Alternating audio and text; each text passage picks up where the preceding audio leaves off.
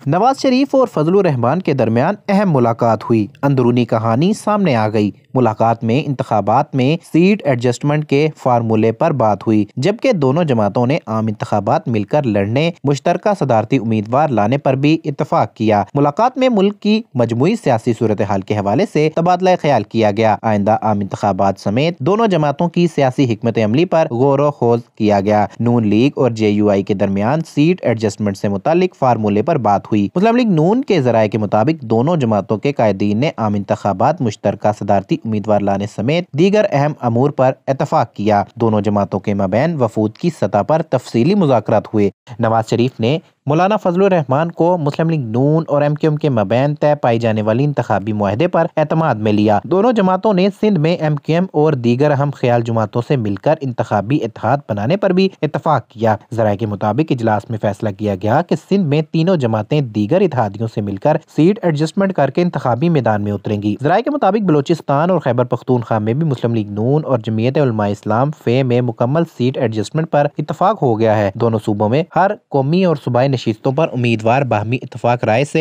उतारने का फैसला किया गया और ये भी तय पाया कि जिस नशिस्त पर जिस पार्टी का उम्मीदवार मजबूत होगा उसकी नामजदगी और हमायत की जाएगी। किसी इत्तफाक राय पर ना पहुंचा जा सका तो एक जमात का उम्मीदवार कौमी और दूसरी का सूबाई सतह पर नामजद किया जाएगा। दोनों जमातों का आइंदा इंतखाबात के बाद मिलकर हुकूमत बनाने और तमाम अमूर पर मुश्तरका हिकमत अमली अपनाने पर इत्तफाक किया और मुश्तरका सदारती उम्मीदवार लाने पर भी मुशावरत की। नवाज शरीफ ने सदारती उम्मीदवार के मामले पर आइंदा पार्लिमान के वजूद में आने के बाद फैसला करने का इंदिया भी दे दिया।